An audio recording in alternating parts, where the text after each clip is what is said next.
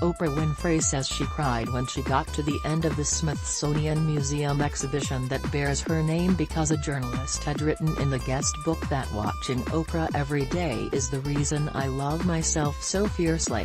Winfrey says it reminds her of a letter she got in 1987 from a fan who told her watching you be yourself every day makes me want to be more of myself. It made me cry because it is full circle that the mission was accomplished, Winfrey says. The intention was fulfilled, and that was to be a mirror for people to see themselves, in other people, in others' stories, and by watching those stories of other people, be lifted, be inspired, be encouraged in a way that makes you think you can do better in your own life. Winfrey says she is in awe and bedazzled by the exhibition Watching Oprah, The Oprah Winfrey Show and American Culture, opening June 8 at the Smithsonian's National Museum of African American History and Culture in Washington, D.C. With amusement, she notes that in the more than 4,500 episodes of The Oprah Winfrey Show, she has done one-on-one interviews with some 35,000 people. I've encountered people who had all kinds of experiences, near-death experiences, out-of-body experiences, and people talk about how when you go through the tunnel of light there is your life review, but I'm alive to see it, Winfrey says. You don't have to have a trauma, a traffic accident, a tragedy. You just walk into an exhibit of your life. It's fantastic. #goals. Everybody. Winfrey says she was surprised by everything in the exhibition, a winding journey through the museum's 4,300 square foot special exhibitions gallery on the concourse level. She says she feels supremely honored by the curatorial acknowledgement that the Oprah Winfrey Show has had enormous impact both on how people felt about their lives, and on culture in general. Oprah Winfrey with her mother, Vernita Lee, in 1966, on loan from Harpo Incorporated, Oprah Winfrey on her way to a Kansas City speech tournament in 1970, on loan from Harpo Incorporated, Vernon Winfrey, Oprah's father, in 1976, on loan from Harpo Incorporated, a page from Oprah Winfrey's 1971 high school yearbook, on loan from Harpo Incorporated, Oprah Winfrey, ca. 1955, with her mother Vernita Lee, left, and her aunt Christine, on loan from Harpo Incorporated. Bernice Johnson Reagan rehearses with Oprah Winfrey for the 1978 To Make a Poet Black and bid her sing. On loan from Harpo Incorporated, what it does is allow me to actually have affirmed for me what an astounding life this is, Winfrey explains. You know, I thought it was in my own head, but when you see it laid out in a scholarly fashion, organized in terms of the influence and impact that my life and the life of the show has had, it's pretty profound. But Winfrey's surprise and delight over what's on display inside this exhibition is partly because this woman known for her attention to detail had almost nothing to do with putting it together, explains the museum's founding director Lonnie Bunch. This was an exhibition chosen by the museum, created by the museum. Oprah and her staff played very little role in shaping the content, Bunch explains, adding that museum curators picked which artifacts they wanted to use and fact-checked them with Winfrey's producers and staff.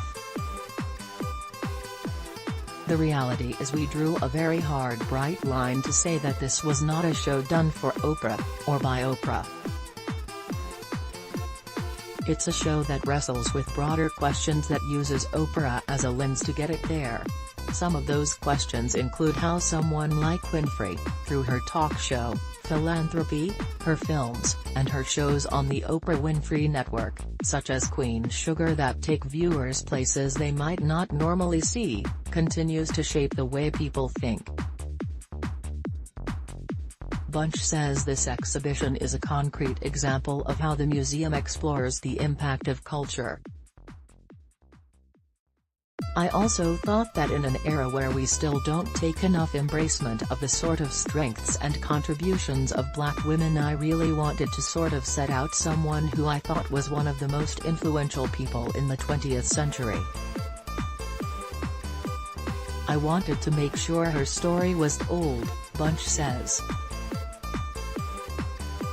The museum curators who created the exhibition, Rhea Combs and Kathleen Kendrick, say they took a scholarly approach to Winfrey's story. They asked how Winfrey's experience could illustrate larger ideas around race, gender, media and the promise and opportunities that are available to Americans.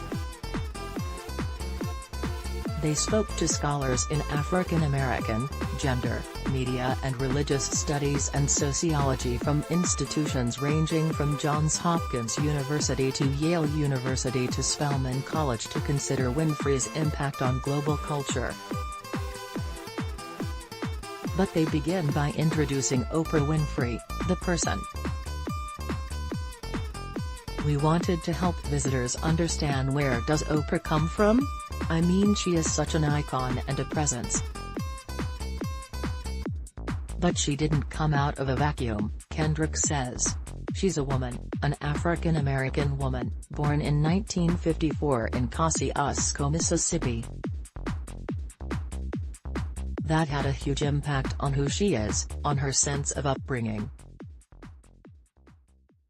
It really shaped an idea of who she could become, what her potential was.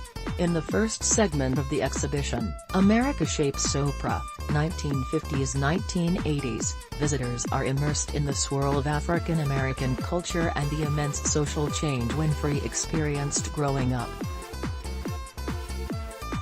There's a dress worn by Diana Ross when she was with the Supremes, the costume Nichelle Nichols wore as Commander Uhura on Star Trek, as well as works by artist Elizabeth Catlett.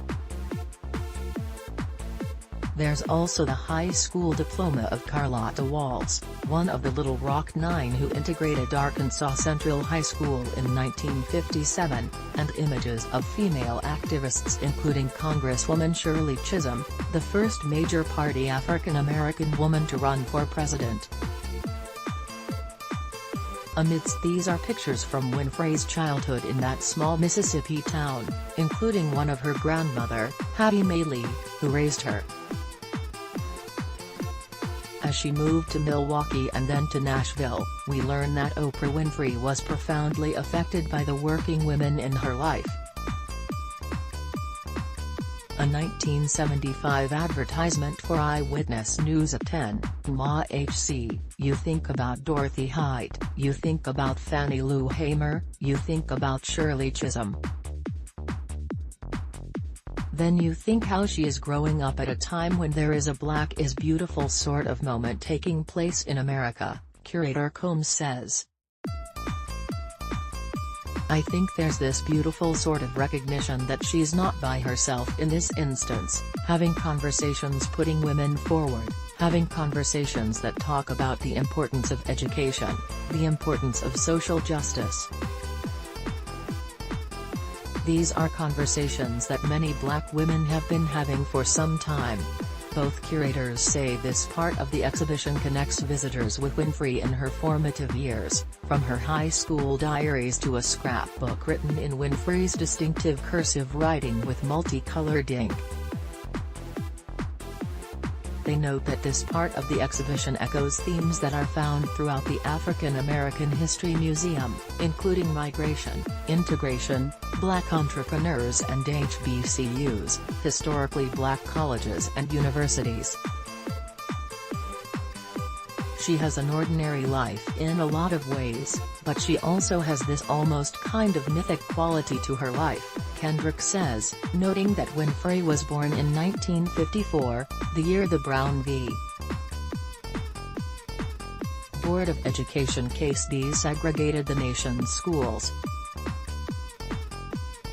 Winfrey's mother, Vernita Lee, worked as a domestic servant in Milwaukee. where Winfrey attended integrated schools, and also in Nashville, where her father, Vernon Winfrey, was a businessman and a church deacon. Oprah Winfrey ended up reading the news on a black radio station, VOL, while she was still in high school, and attended college at historically black Tennessee State University.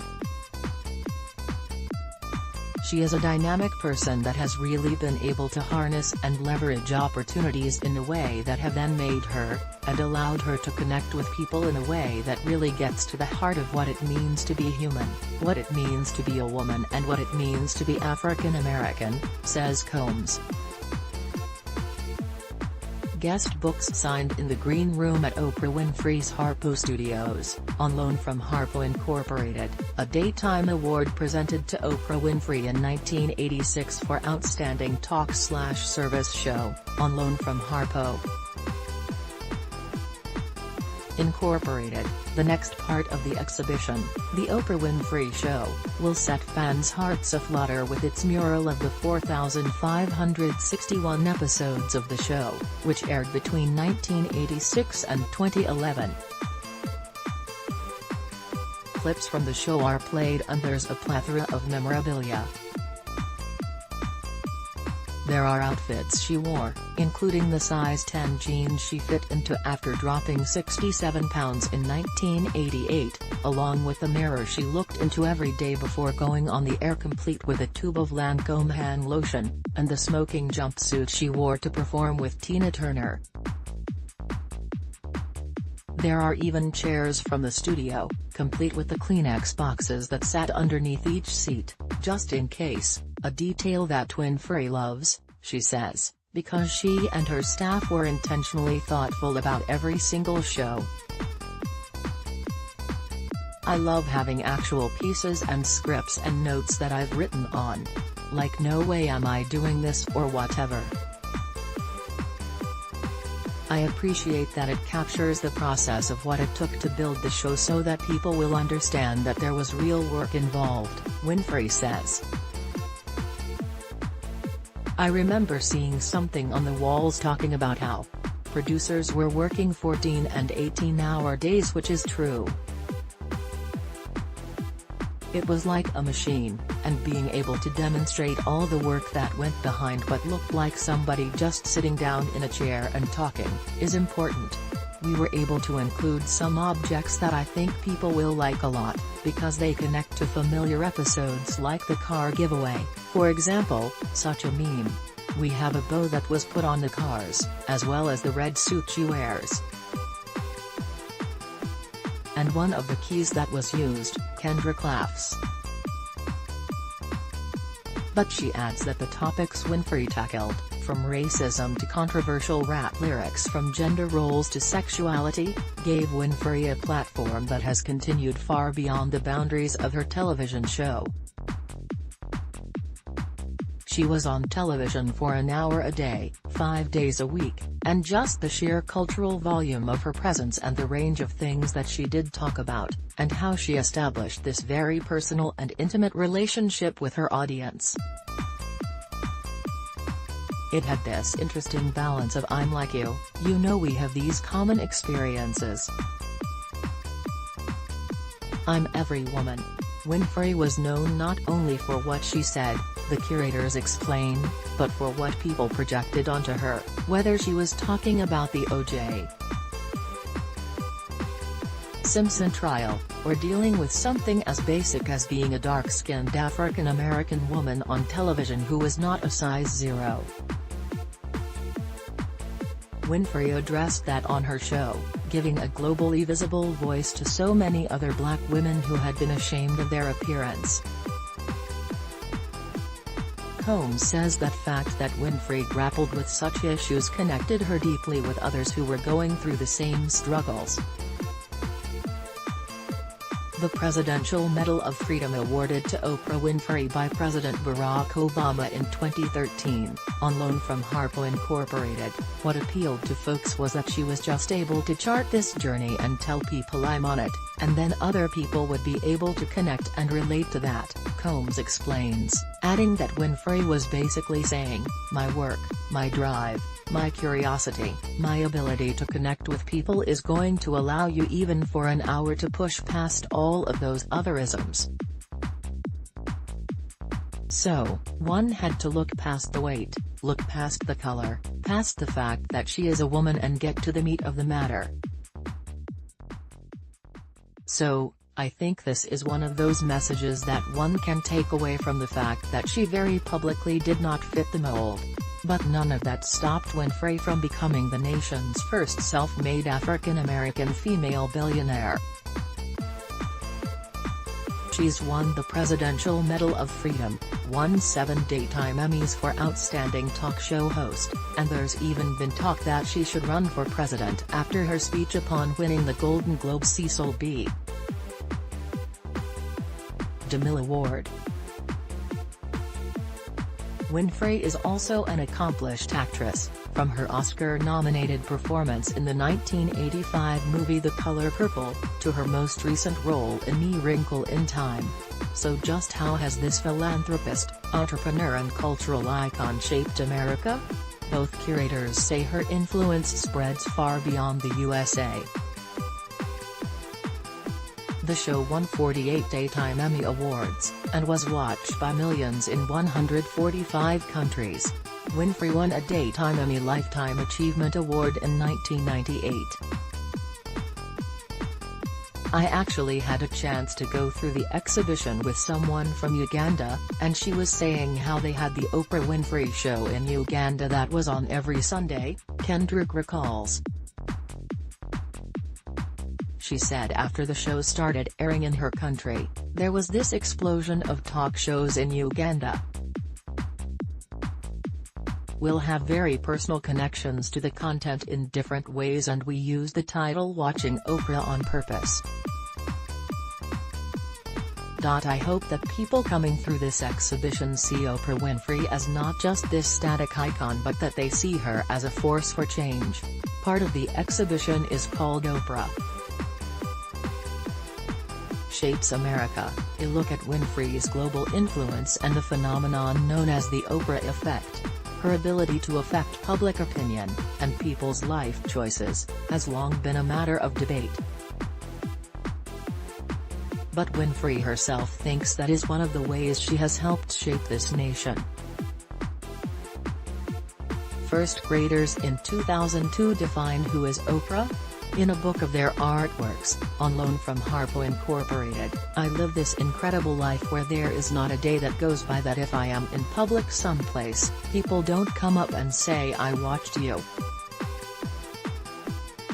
I like you. They come up to me and they say I love you, and this is why, Winfrey muses. You changed me. You helped me. I left a bad marriage. I decided not to have children, or to have children, or decided not to hit my children anymore. Winfrey jokes that it would be easy to sit on her laurels, now that she's got an exhibition, but she says she will continue to use her voice in ways she thinks will make a difference. Once, she says, she thought her biggest legacy would be the Oprah Winfrey Leadership Academy for Girls that she founded in South Africa. But Winfrey says her friend, the late poet, actress and civil rights activist Maya Angelou told her she was wrong. She said, "You have no idea what your legacy is, because your legacy is every life you have touched and every human being who ever watched the show," Winfrey recalls. "I received the highest honor in the land, the Presidential Medal of Freedom.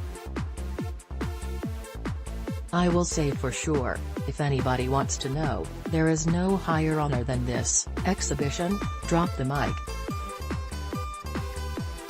Take down the stage."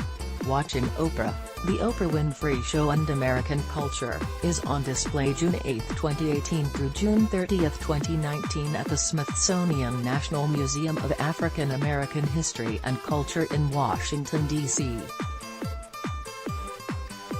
Costume designed by Aggie Gerard Rogers for Oprah Winfrey's performance in the 1985 film The Color Purple. On loan from Western Costume Company.